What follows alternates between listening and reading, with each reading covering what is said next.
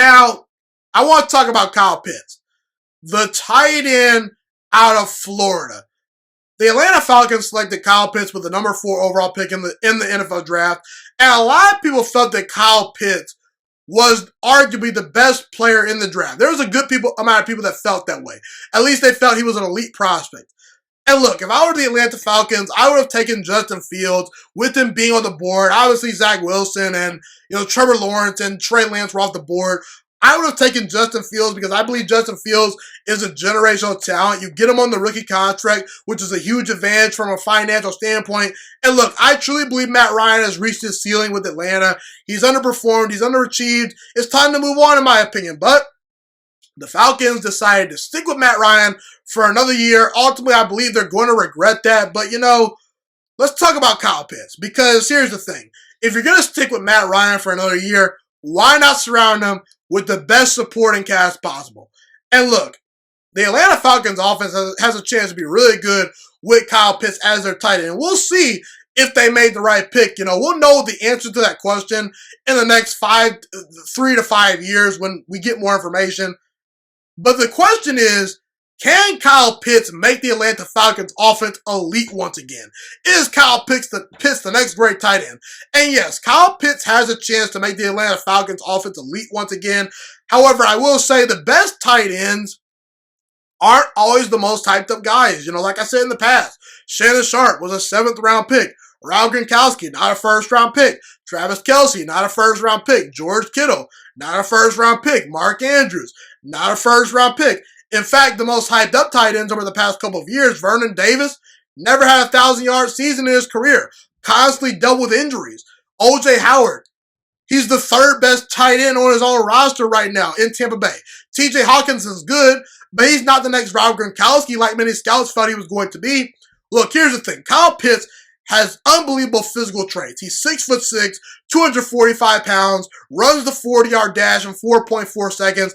The traits are definitely there for him to become great, okay?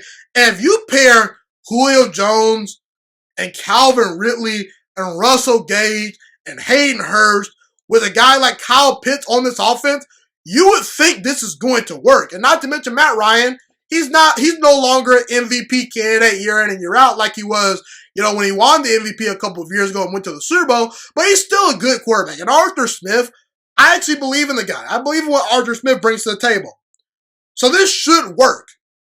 However, just know history is not on Kyle Pitts' side based on hyped up tight ends. Mike Dickett was hyped up coming out of college, and he ended up being a Hall of Famer. So he lived up to the hype. Tony Gonzalez lived up to the hype. Antonio Gates did live up to the hype, even though he didn't get as much hype as Kyle Pitts. The point I'm trying to make is this could work. However, all I'm going to say is, if Justin Fields is out there tearing things up, I don't care how great Kyle Pitts is.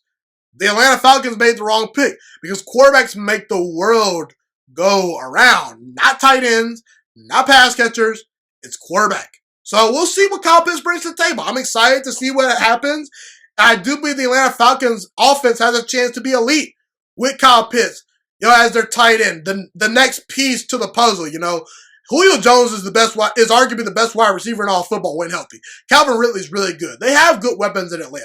Now, Atlanta needs to continue to add to the defense. We'll see what Arthur Smith brings to the table, but I do like the pick.